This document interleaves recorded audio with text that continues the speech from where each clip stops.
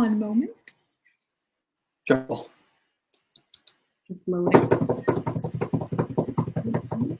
And just We're live. We are live.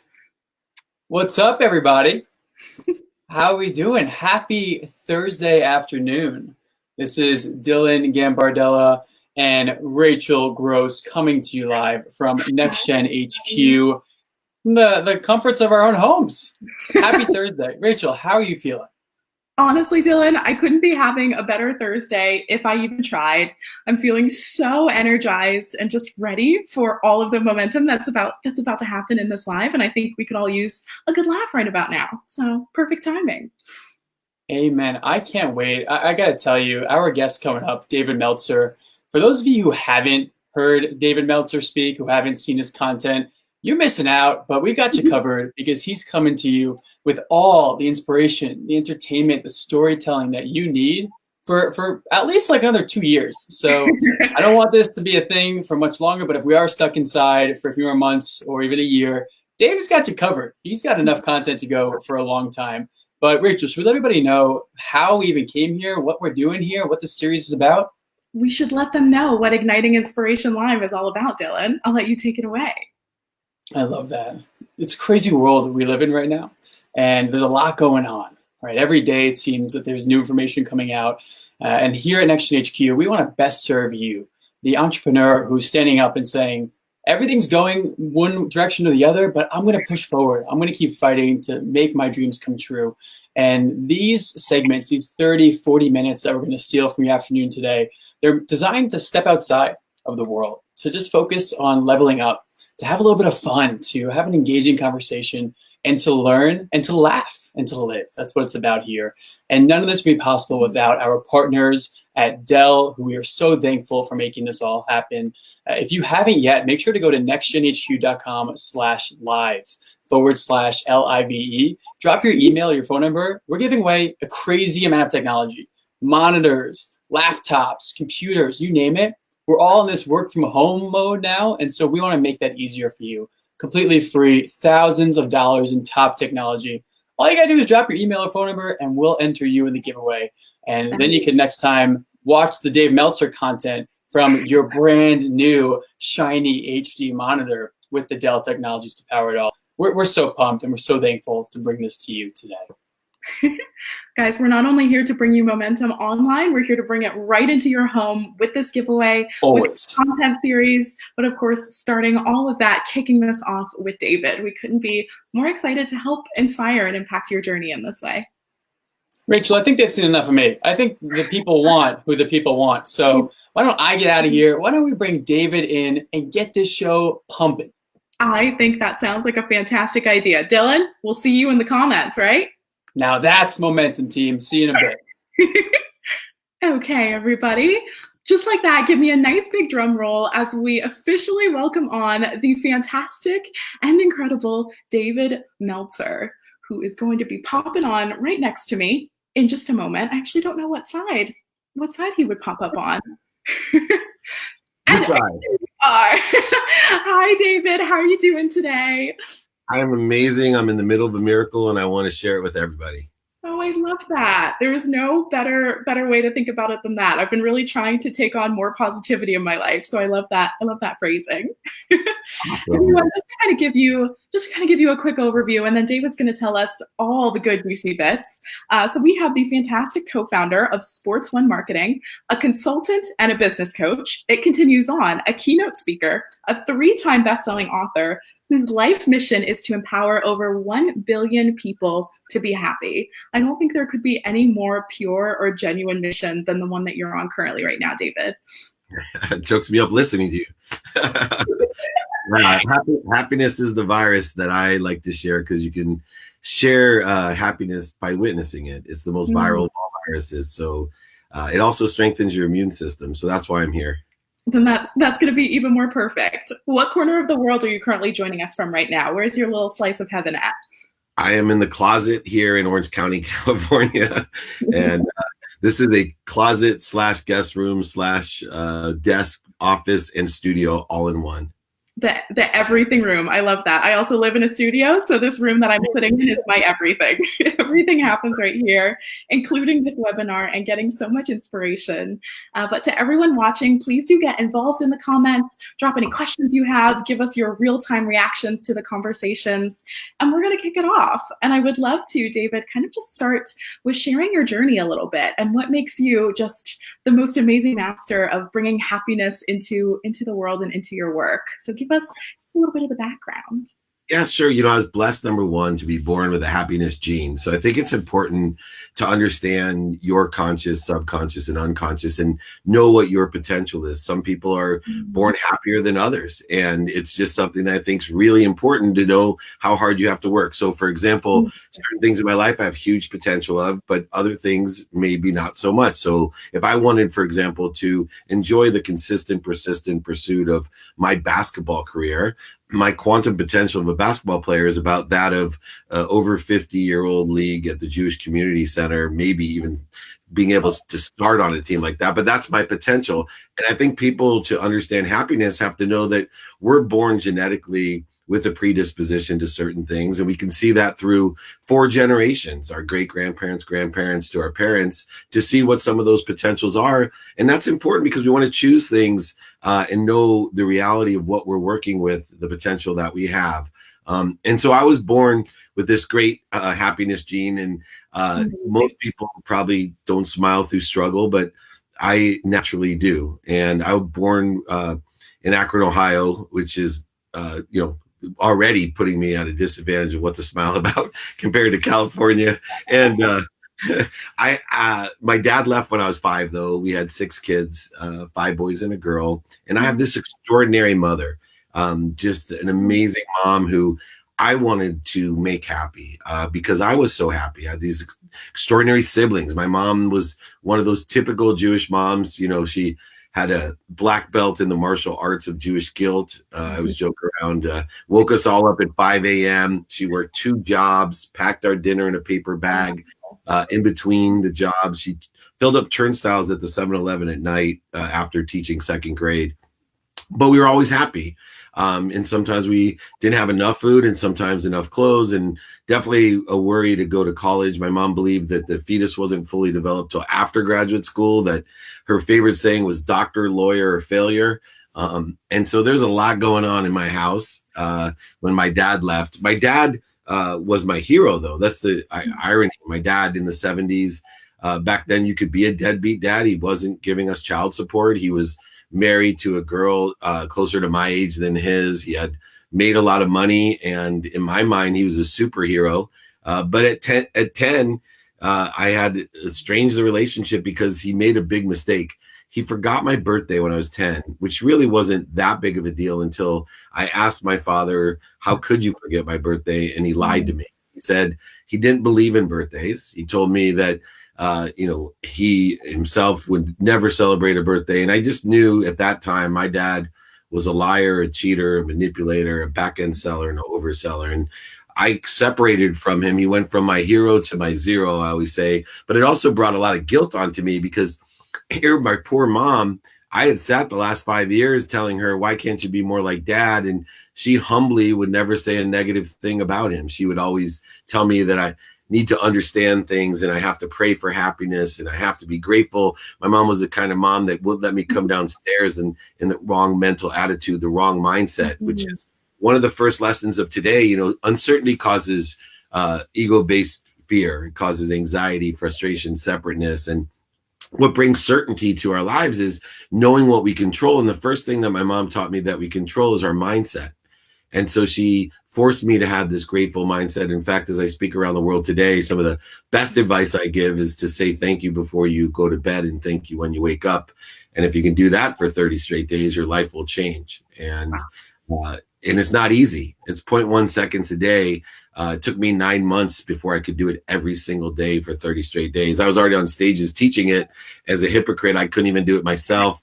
But I knew from all the world thought leaders that I'm around, the Jack Canfields and the John Assarafs and the Bob Proctors and the Brian Tracys, all the physics and metaphysics and quantum physics that I was studying, that happiness and gratitude were hand in hand, the truth, and they vibrated the fastest. And they were just a mindset that I could control. So I looked for the positive in everything. Now, I figured the solution to the only hole of happiness I had, the only hole of happiness was financial stress. It was the only time that I'd catch my mom crying. A car would break down, or she was worried about how we were going to pay our bills. And so in my mind, I came up with the equation that money bought happiness, that money bought love, that if I could make enough money to buy my mom a house and a car and provide financial security, that there'd be nothing that could ever make me unhappy. And so that's where my focus was, on making money to make people happy. And I pursued that initially to be a professional football player, embarrassingly enough. But you would have done amazing. Yeah, but through that, I learned that valuable lesson of potentiality, right? I learned what my potential, my quantum potential was, and knowing that I was pursuing something that I didn't have a high potential for. In fact, it's still today one of the greatest accomplishments of my life, because I reached close to my potential in football, and that was to be an average Division III player. But quickly, my freshman year, I did get a scholarship to go to college. I got ran over my first play my freshman year, and I remember lying on my back. Christian Okoye, the Nigerian Nightmare, he ran me over. I remember lying on my back, doctor, lawyer, or failure. And, to me, I, really thought about, wow, my mom must know a lot. This is a life dream. But what I learned through the process was to enjoy the consistent, everyday, persistent, without quit pursuit of my potential. And it was my potential, right? And I realized that sometimes you pick the wrong potential. That wasn't my God-born highest potential of what I should do to make money to buy my mom a house and a car. So I quickly went to doctor. And, ironically, I have a very high potential to be a doctor. I'm extremely good at science and math. I've been blessed like my siblings academically. They all went to the Ivy Leagues, Harvard, Penn, Columbia, summa cum laude. Math and science just came naturally to me. It was like a language that I had learned before. And that's how we know some of our quantum being, when it feels like a language that we've spoken before. And in fact, I believe in past lives. And if somebody asks me, why do I believe in past and future lives? It's only because of my quantum nature to be happy. I only have one choice. Nobody can prove to me either or. So I look at things when they can't be proven, what's the more positive way to look at it? So if someone tells me this is my only life, or I can have many more lives, I choose the many more. No science behind it at all. No spirituality behind it. It's just math to me. I want to take the most positive choice. Now, the funny thing about being a doctor to me is, although I had a quantum nature for science and to help people and all those things, I was only 18 years old. And when I went to visit my oldest brother who was doing his residency, the first thing I told him was, I hate hospitals. So one of the quantum things about me is I am very empathetic. I feel people. I cry very easily. In fact, I'll barely make it through here, even in the introduction, without getting emotional and crying. It's just who I am. But my brother almost fell over when I told him I wanted to be a doctor and I hated hospitals. And he gave me a great piece of advice. And this advice should be used today. People ask me, what should I be doing in my closet, David? I have all this unexpected time. You should be more interested than interesting. That's what my brother told me. To be more interested than interesting. Take inventory in your values. Take inventory in the resources. Take inventories in your capabilities. Find what capabilities are synergistic and supplementary to the things that you can do to be productive, accessible, and gracious. This is really, really great advice. It changed my life. And I see it all the time, even before this compressed time of uncertainty. I ran the most notable sports agency in the world. They made the movie Jerry Maguire about the firm that I work for. And I can't tell you how many kids still come up to me today and say, oh, Mr. Meltzer, I want to be just like you. I want to be a sports agent. And I remind them, be more interested than interesting. Let's align the capabilities that you have that are synergistic and supplementary. And what is your quantum nature? And how can we increase your potential and your pursuit and enjoy it and be happy about it? And so I immediately switched gears. Doctor, lawyer, or failure. I had only one choice. I'm a lawyer. Now, here's the interesting thing, another piece of advice in my journey for today. At that time, when my brother told me to be more interested than interesting, there was later on, also in life, I ran the first smartphone division of Samsung. It was the world's first smartphone. It was called a convergence device. It was 1999. So it converged phones and laptops. Dell would love it, but I'm old.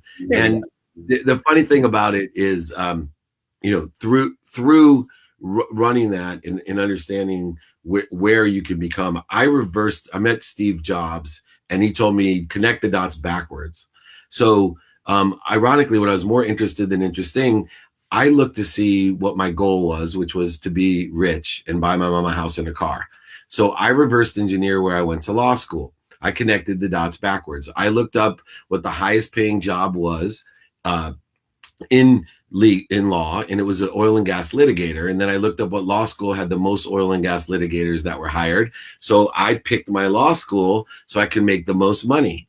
And now, why do I tell you that today? Because one of the biggest questions that I get is, what can I be doing? I've lost my job, got laid off. I'm an entrepreneur. You need to connect the dots backwards. And let me give you some tips on how to do that. Look at the capabilities that you have. Take inventories of those capabilities.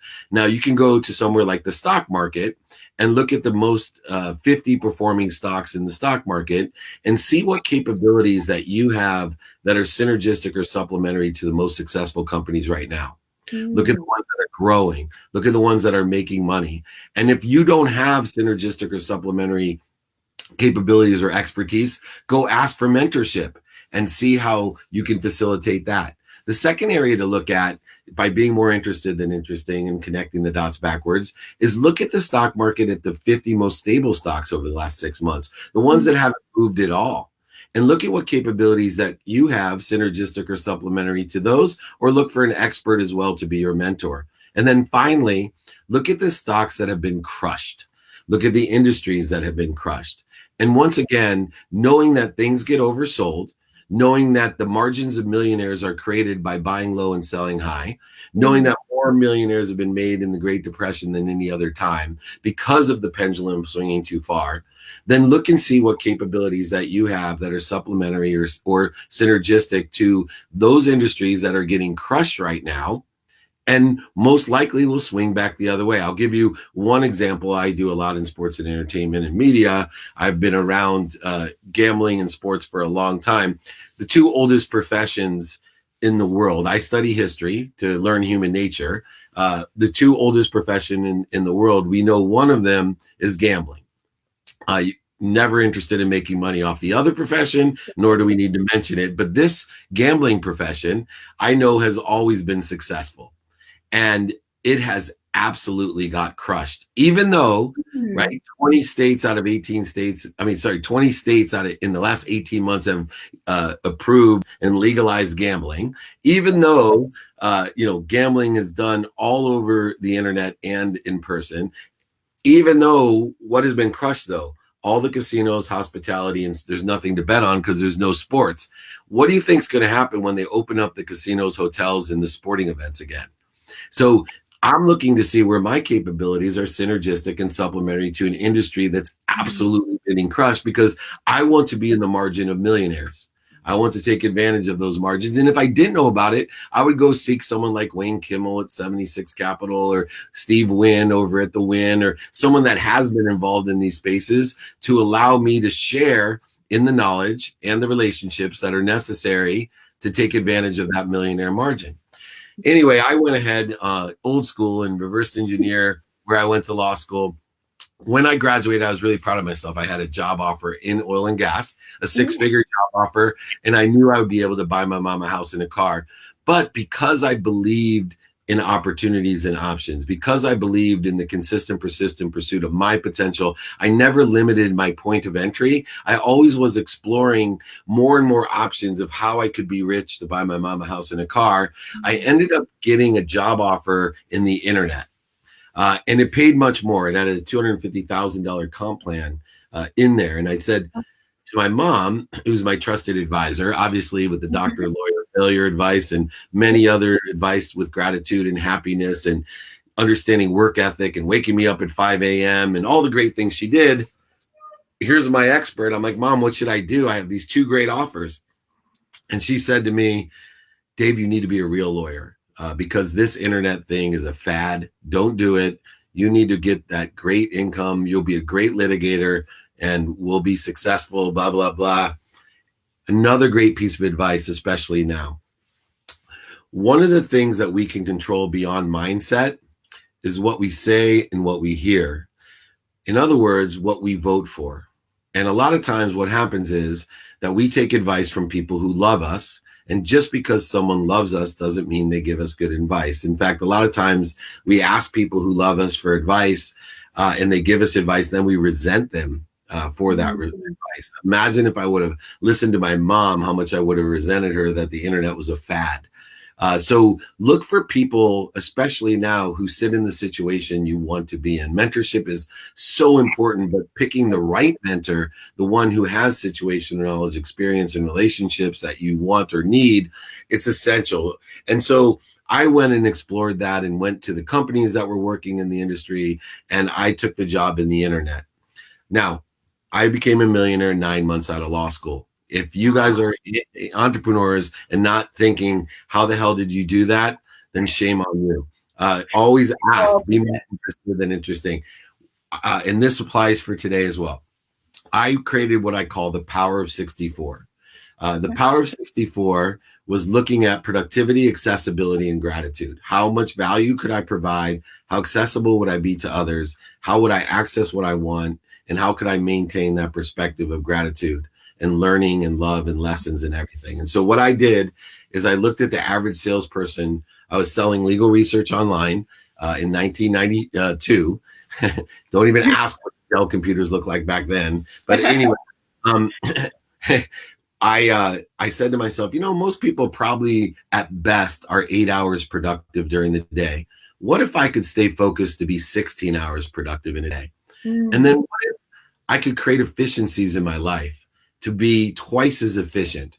And I started studying efficiencies. I started studying processes of what I did every hour, every day, every month, every year. And I started learning things that are really unique. And I'm going to give everyone some quantitative value right now. Did you know that 80 hours a year are wasted from us looking for things? And the majority of what we look for is our keys, our phone, and our wallets. 80 So hours. if you want to have a takeaway, from this, go find a place after I get off of here or before if I'm boring you at all.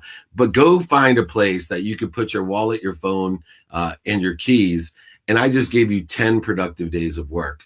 I look still to this day for 4 minutes a day, every day if I can. I'm always searching for 4 minutes. Why 4 minutes? Because anywhere that I can save and be efficient for 4 minutes a day, it's 24 hours of productivity a year. 24 hours of productivity, just 4 minutes a day. So if you learn to brush your teeth faster, take showers faster, work out fast, whatever it is, more efficient. But I turned my 16 hours of productivity into 32 hours. And then one of the other things I did that changed my life is I started to practice. Although some people think sales is a born quantum ability, it is. But plenty of people succeed because they practice. And I practice all types of things. And I started practicing because I said to myself, if I can get statistically successful, twice as successful, I could take my 32 hours of productivity a day and make it 64 hours of productivity. And the last thing I did was I changed my perspective about my mindset, which I can control. I said, I don't work. From now on, I don't work. I'm going to learn to love the parts of what I do that I don't love. I was going to learn and practice finding the light, love, and lessons in everything. Now, I have worked with the biggest celebrities, athletes, and entertainers. I have had unbelievable career, and I am extremely blessed. But I don't love everything I do naturally. My wife always used to say, you're just lucky. You love what you do. I'm like, who the hell would love selling legal research online? I learned what I do. I learned to love taking the trash out. I find the light, the love, and the lessons and everything. And everybody loves a certain part of what we're doing. And then you got to learn to love the other portion. And so what I did is I said to myself, I'm not going to work.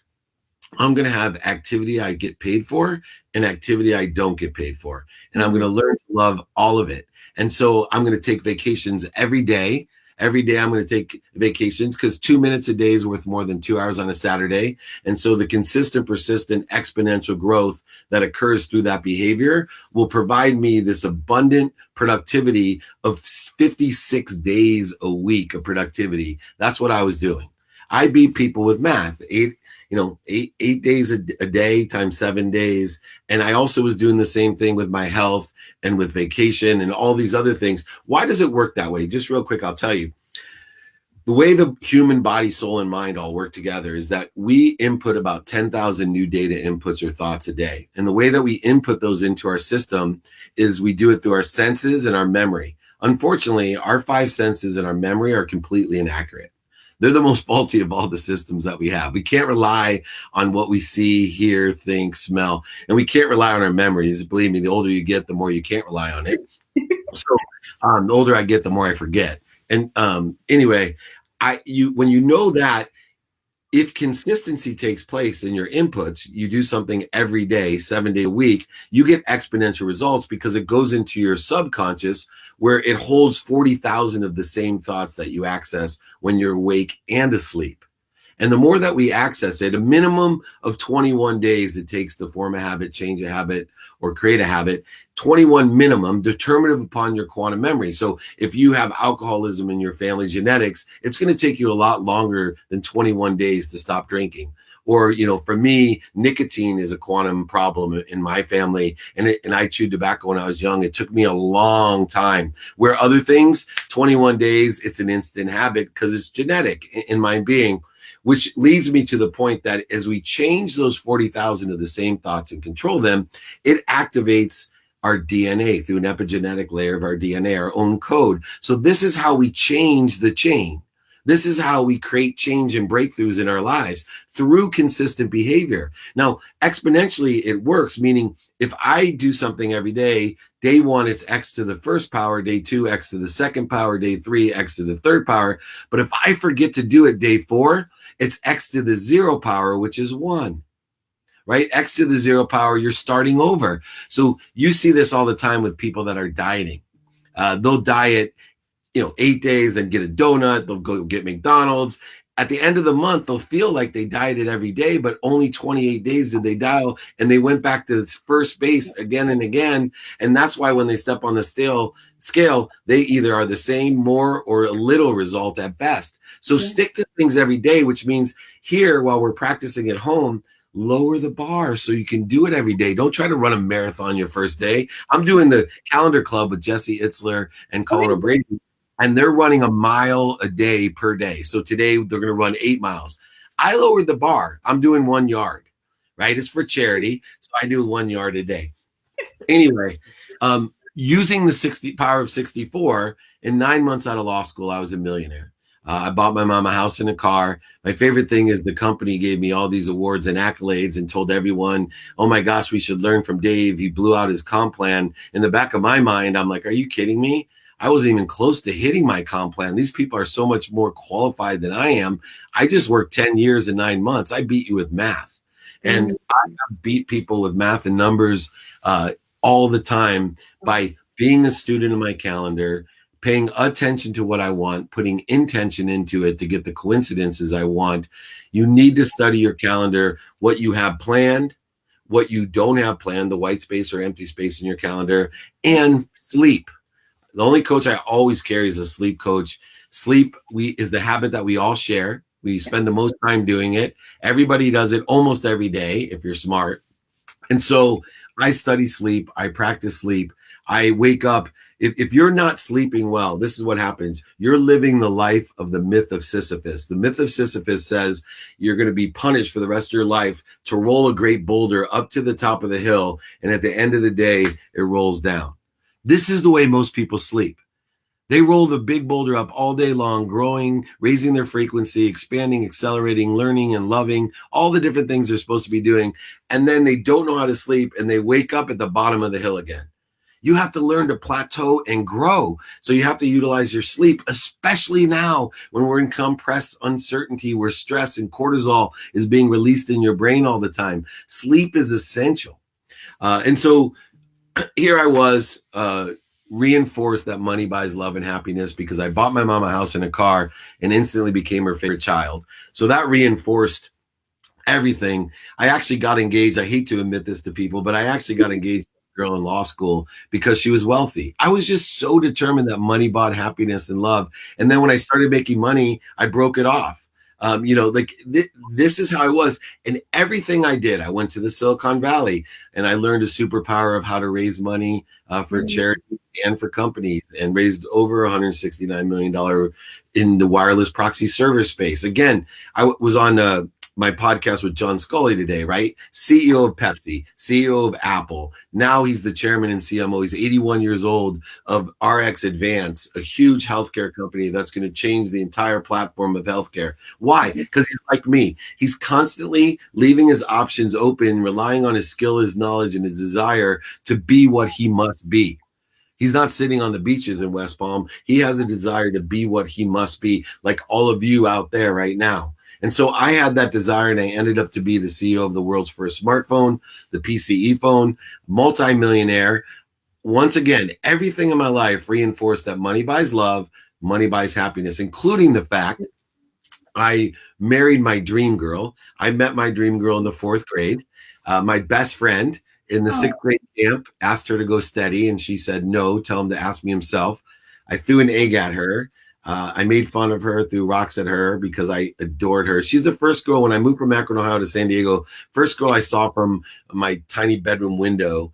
And I know it's fate, but in my mind, when I married her, then in my mind, well, of course, it must be the money, right? In my mind, it wasn't that she hated me because I threw rocks at her in an egg at her head.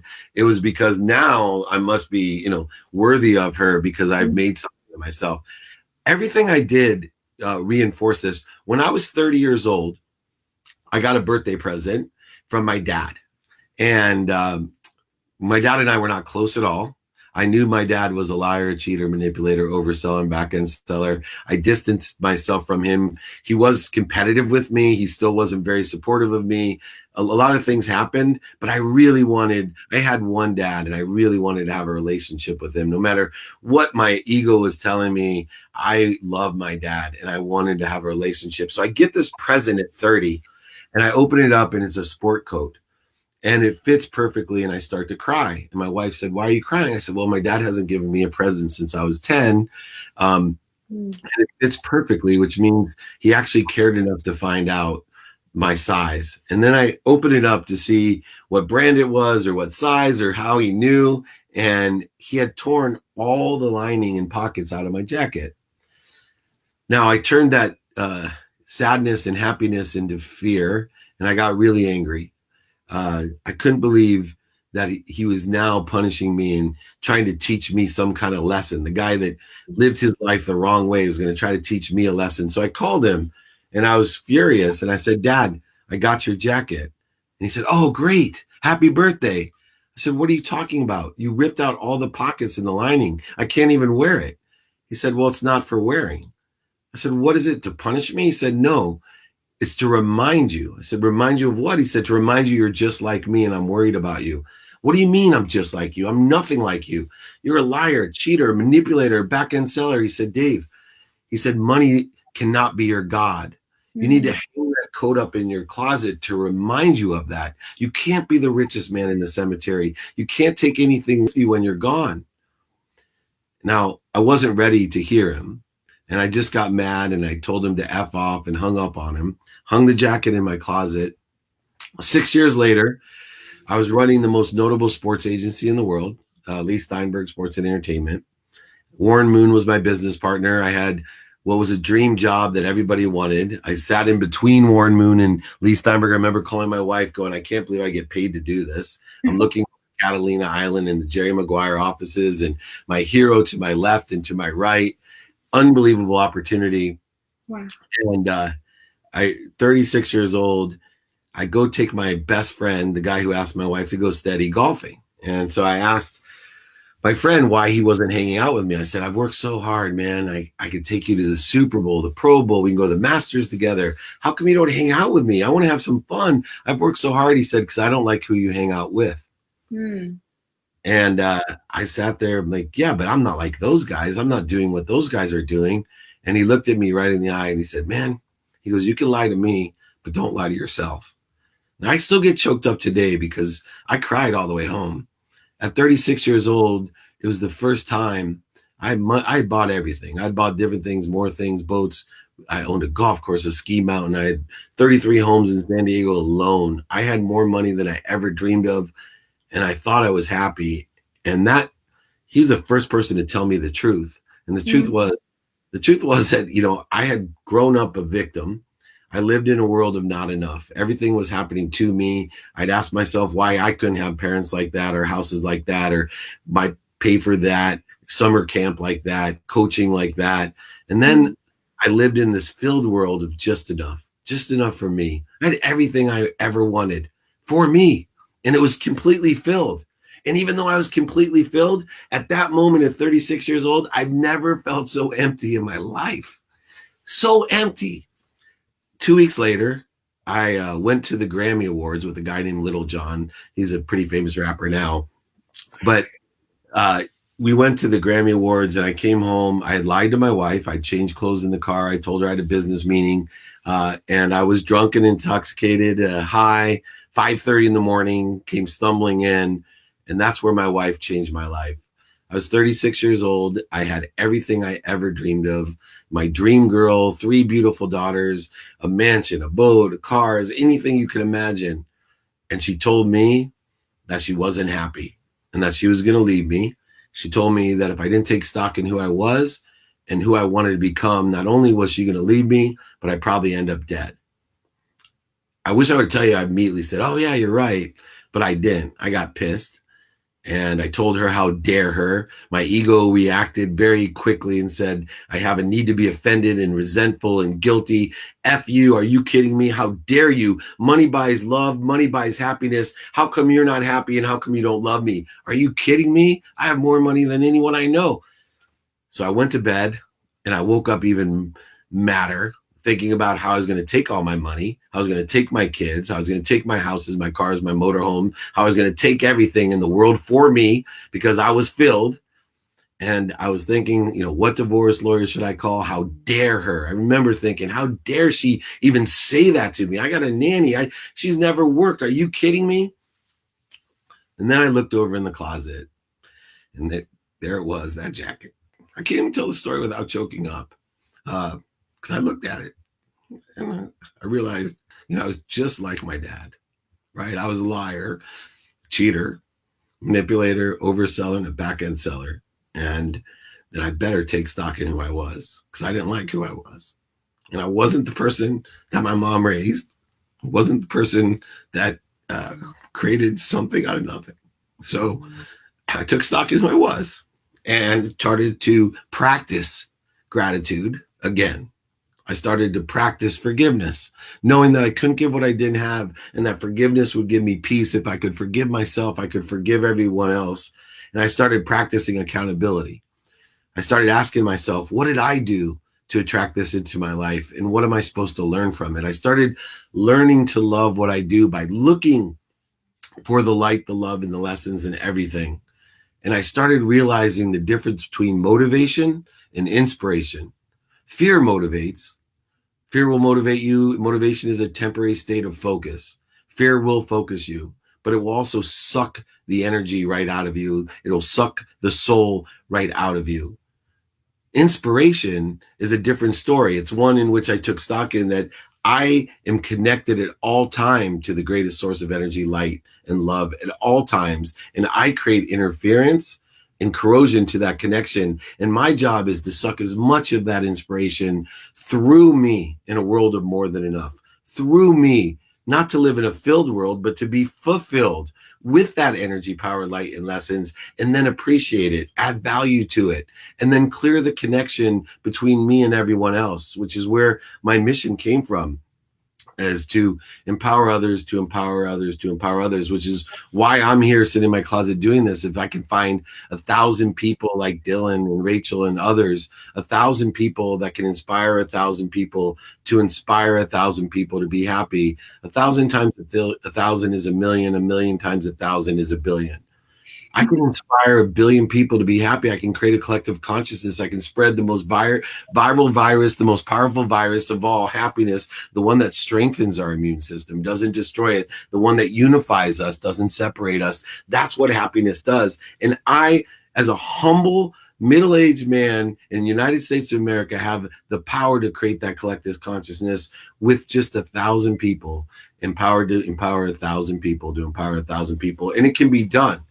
And I started on that mission 13 years ago. And 2 years into my mission, I learned a ton of lessons. I lost everything, over $100 million, and I was prepared to do so. And at that time, I learned a few more lessons, and that's where I'll kind of finish up so people can ask a couple questions. Everybody asks, number one, how do you lose over $100 million? Ego. That's how I lost it. I didn't ask for help. I over-leveraged myself. I always thought that I had $40 million equity in the bank, and I went to go borrow against it. The bank said, sorry, we're in big trouble. We're not letting you lend it. And pretty soon you start missing a payment or two. Nobody will lend you any money. And when you're flowing through cash with all those assets, things move very quickly. Things also, I learned in 2008, can change overnight. Our reality can change. And so I had lived under the auspice that money buys love and happiness. I lived on the auspice that I was in control of everything. And I learned a great lesson when I lost everything. And I learned that radical humility, that I was here and that I have to allow everything to come through me for others. Two things happened to reiterate that. One, when I lost everything, I was terrified of losing my job because I ran the most notable sports agency in the world. Part of our job was to protect and tell parents that we weren't going to allow their kids to go bankrupt. 75% of all athletes go bankrupt 2.5 years after they retire. And here I was, Mr. Midas, the icon, the reason people signed to be with us so they could have the security of learning from a great mentor, David Meltzer, and I lost everything. Now, Leigh and Warren Moon, they understood. In fact, later on, Warren Moon became and still is my partner and really good friend. But beyond that forgiveness, I had to go tell my mom. I had to go tell my mom that I had lost everything. And I would tell you, if somebody would have told me 10 years earlier that I was going to go bankrupt or had to tell anybody in the world that I went bankrupt, I would almost want to just end my life, let alone my mom. I went and told her, but there was one other thing I had to tell her. Is I forgot to take her house out of my name. Imagine the only reason I wanted to be rich. I wanted to buy my mom a house. I wanted to buy my mom a car. And I had to go tell her that I lost her house and she had to move. And when I knocked on her door to tell her, I thought she was going to break down crying and be so ashamed of me. But instead, the greatest lesson that I've ever been given was that day, because I rang the doorbell. She answered. I told her what had happened, that I lost everything, and that she was going to have to move out of her house. And all she said to me is, are you okay? I want you to know that I love you. Do you need any money? Please let me know whatever I can do for you. So I learned a lesson of unconditional love. I learned a lesson of allowing everything to come through me for others. When I moved out, I took all my properties. I lived in a rented house, rented furniture. I had a wife with 3 daughters under 10 years old, and she was pregnant with my son. I brought my first paycheck home from Leigh Steinberg, and I asked my wife if I could write a check to our high school. We had gone to the same high school together, as you know, grew up. And I asked her if I could write this check to give a kid from my high school a scholarship, because I never would have been able to go to college without a scholarship, nor my siblings. And she looked at me and started to cry. And she said, you finally get it. You finally get it. You trust the universe. And I said, yeah, I trust the universe. She said, then double it. I looked at her and I said, I don't trust the universe that much. And I still don't. I still don't, because the final lesson for this time and period is, look, there is a blend. Money does not buy love, but money allows you to shop. Money is an object of energy that we put into the flow to get what we want. And if you have green card money, you can get so much. If you have gold card, so much, platinum card, so much, black card, so much. Well, blend that with your faith, because money is that object. And it's so important if you shop for the right things. if you allowed it to come through you for others, if you allow it to fulfill you, money is so important. It will not buy love or happiness, but it will allow you to shop for the right things. And if you buy the right things, you will be happy. And if you buy the wrong things, you'll create interference, voids, and shortages in your life like you can't imagine. And so I want to tell everyone here that you need to have a great blend, a blend of that currency of money and a blend of faith. The currency of what you think, say, do, and believe. The 4 things that we have control of: our mindset, our feelings, what we say and what we hear, and what we do. And if we do that together, we will be in the middle of a miracle. You will create the margins of millionaires. And most importantly, you will empower others to be happy. David, that's amazing. And to let you know, there's 20,000 entrepreneurs within the Next Gen community who are going to watch this and go empower others who are going to go empower others as well. Exactly. Thank you so much for all of that. We have a couple moments for just some questions, and I did see one pop up a little bit ago that I would love your take on. So, as you know, our community is filled with the next generation of leaders and entrepreneurs, those who really want to make an impact and maybe who are sometimes overwhelmed by all of the different things that are thrown at them. So what do you kind of recommend for an easy way to kind of start really working that mindset muscle? What are kind of those tips that you can share so that they can really start to tackle that and understand happiness and their potential in their journey? 5 quick things. Know your values. Take inventory of them every day. Allow them to change. They don't have to be balanced. Your personal values, experiential values, giving values, and receiving values. Learn to ask a series of questions of how you can be a value of service and a series of questions of what somebody else can do for you. Be a student in your calendar. Do things now. Remember, 100% of the things you do now get done. If you get things done, you will have a head start and be able to catch up with anyone. People don't get stuff done. Get stuff done. And then finally, the one practice that will help you with your mindset is practice ending fear.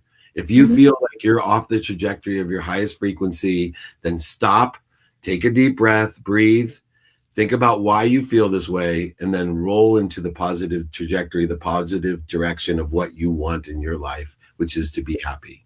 Do you think happiness is the same for everyone, or is this kind of really just a different concept as far as how we think and feel and hear about it?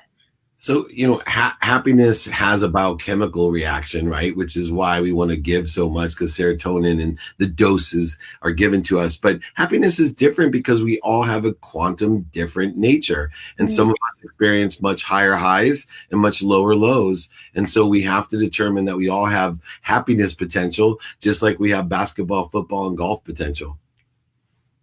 I love that. It's so great how you kind of infuse so much into just really understanding what our potential is, and we can really change the world and do anything we put our minds to when we allow ourselves to really thrive in that potential. We had some really cool questions pop up earlier before that I want to get to as well. So can you unpack your morning and your evening routine for us? I know that you had mentioned you kind of start with gratitude, you end with gratitude. Are there any kind of other steps you take? Yeah, real quick, you should have 2 routines: a set routine when you're able to have a set routine, and that's by time. So 4 a.m., I wake up, I meditate, 10 minutes to get ready, go to the gym at 4:30, work out for a minimum of an hour, spend an hour doing research, writing books, spend an hour with my family, spend 30 minutes coaching my clients driving to work, etc. Straight down the day to 4:45 when I go back from work, always dictated by the student in the calendar, scheduling and being attention and intention into what I have planned, what I don't have planned, etc. Now, today, most people should have an adaptable routine. The adaptable routine, still you should wake up at the same time. I wake up at 4 a.m. every single day, and I plan my day to make sure that I can wake up at 4 a.m. tomorrow. But I do it and prioritize it by my values. A minimum of an hour a day on my health, a minimum of 30 minutes with my wife, my minimum of 30 minutes with my 10-year-old son, minimum of 2 minutes a day with my 3 teenage daughters. I asked for 5, by the way. Don't get mad at me. They don't want to be around me. I'm a realist. Minimum, here's a good one. Minimum of 1 minute a day with my mom. Remember, our moms, no matter how old you are, our dads, they only want to know 4 things from us every day. You don't have to waste the whole day, but you'll make their day. Tell them that you're healthy, you're happy, you love them, and appreciate them. Those 4 things are worth more than any house or car you could ever buy your parents. You tell them that every day, you will get exponential results. They'll stop making you do things to prove your love. They'll just be secure in your love and be most happy that you're happy and healthy. Amazing. Y'all, you heard those. Go start setting your routines and making time out of your schedule for all of this. One more kind of that came from the audience, and then we're going to do some quick rapid fires to close this off. This is a really beautiful one. So on your hardest day, how do you keep getting up and keep driving towards the goal of impacting 1 billion people? So I'm human, and I'm in such a practice. I don't have hard days. I have hard moments. And that's what I want people to get to. But I had hard weeks and hard months through the 13 years of practice that I've been in and learning through meditation and all the things that have gone over with you all. So for me, the practice that will help everyone is, number one, distinguish between motivation and inspiration. Motivation is catalytic and it's short-term. Inspiration is a lifetime of being connected to the most powerful source of energy, light, and love. And when you understand that connection, all you have to do is practice ending fear. So we just keep on shorting. The bad days become bad hours. The bad hours become bad minutes. The bad minutes become bad moments. I'm blessed to be in the bad moments. Very rarely, but sometimes I find myself in the wrong trajectory, escalating and accelerating in the wrong direction. Sometimes when I get mad now, which is very rare, and usually to the closest people that I love the most, I'm inside my own head going, shut up, dummy, shut up. Stop saying those things. You're not saying this. You're getting farther off of your objective. You're creating more obstacles, voids, and shortages and interference in your life. Shut up, dummy. Stop, drop, and roll. And I literally have done this, and luckily it only lasts minutes now, instead of days, weeks, and months. I love that. So here's to all of us, everyone watching, everyone to watch in the future, to get to those bad moments, not those bad days, those bad weeks, those bad months. I love that. David, to kind of end this, wrap everything up, we're going to do one of our Next Gen HQ traditions, which is a rapid fire question, just to get to know you a little bit more personally. So I'm going to throw over some questions, whatever the first thing that comes to mind is, we'll roll with it. So first, what's your favorite book? Think and Grow Rich. Good one. Who's your number one mentor in your life? My mom. What place do you work best in? Everywhere. What has been your favorite travel destination? Sydney, Australia. Coffee or tea? Neither. Oh no. Dogs or cats? Dogs. Favorite name? Oh, Miles. Oh, love that. And Netflix or adventure? Netflix. Oh, is there a top show that comes to mind? I'm curious. I literally any show. I watch so much for such short amount of time, but I love the escape, like this much time every day. Amazing. And then if you could, the Tiger King. And if you could leave all of our young community members working to impact and make a difference, what's one phrase you would leave them all with to carry away with this? Be kind to your future self. Oh, that's a good one. I'm going to take that one away. Well, thank you so, so much, David, for all of your time. I know we've gone a little bit over, but I do appreciate you making the time for us. I know we've had a ton of activity in the comments, so we're going to go hop over to Facebook to check that out. David, if anyone was looking for more information for you or to connect, what's the best way they can do that? At David Meltzer, text me at 949-298-2905. I give free trainings every Friday, 11 a.m. Pacific time. Anybody can come and invite anyone you want. Reach out. I answer everything myself. Find me, David Meltzer. You're so fantastic, David. Thank you so much. You can bet some of the Next Geners are going to pop up on those free trainings. I love it. Thank you. Have a great day, everyone. We'll chat with you soon. And make sure to go enter for the Dell Technology Giveaway. nextgenhq.com/live is where it's all going down. We'll see you for the next Igniting Inspiration Live webinar series next week.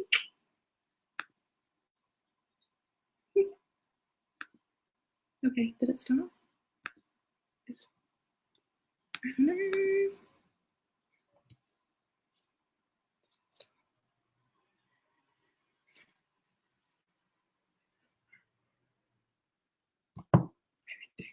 End event.